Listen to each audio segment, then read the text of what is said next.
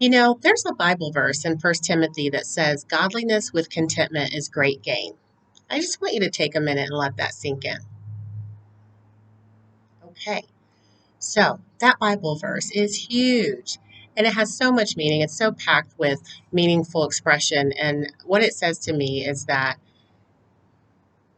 having contentment in the Lord and with our current possessions and the things that we have is such a great gain versus being stressed out or seeking for more in such a way that's not healthy, not peaceful, and that there's a better way. It doesn't mean we should lay our goals and dreams by the wayside. It doesn't mean we should not aspire for more. All that is okay. All that is great. I believe that God come that we might have life and have it more abundantly. What I think about godliness with contentment is great gain is that it's so important that we're content as we're driving towards contentment.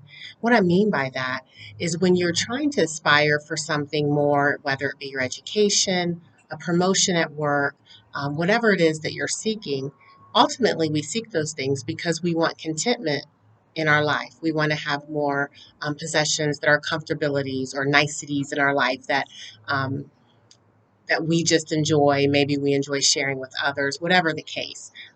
We're looking for contentment there. We're looking for a sense of contentment in our finances for our children and to make a better life for them or for our families. And so you get on that racetrack of life and you just start kind of chugging along and going back to school or working extra hours or whatever it is in your case to achieve the contentment that you're looking for. But sometimes it becomes unhealthy along the way. And that's where I wanted to just kind of park today and talk a little bit about the importance of having contentment on your journey and what that looks like and how to achieve that. And so for me, what that meant was just enjoy each day. Enjoy each day.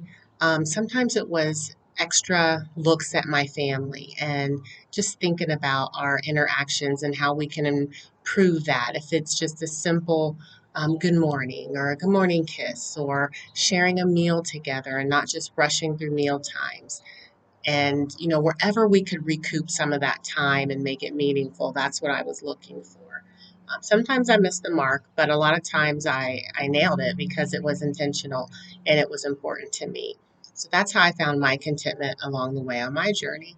So I would encourage you to be content in your current situation as well, but don't lose your drive. So be content while driving towards the contentment, which is your endpoint, your degree, your promotion, your finances, whatever it is for you that you're trying to achieve that will ultimately give you more contentment. You have to be content along the way while you're trying to achieve that. So sometimes we have to just back up and pause and not rush so much through life. Um, take a phone call from a friend, make a phone call to a friend. It's really important that we look at how we respond to situations and as we're seeking contentment, how do we respond to others? Are we short with people because we're so driven towards this purpose that will give us this ultimate contentment that we're short with others? Sure enough, you may not be able to have this hour-long conversation, but you sure can have a meaningful 5-minute one, and it means a lot to you and to that other person as well. So that's a good thing to do to keep in mind. And think about your triggers, instead of just your responses to people too. Like, what triggers you and motivates you to do the thing that you need to do to get the outcome you want as far as the contentment? And then what triggers you that doesn't make you content right now? Is it sitting around and you see that your house isn't always clean and that sets you off and it creates a trigger in you and you're not able to be content? You just keep driving towards contentment, but you're stressed out because your house isn't clean. You know what? That house will be there.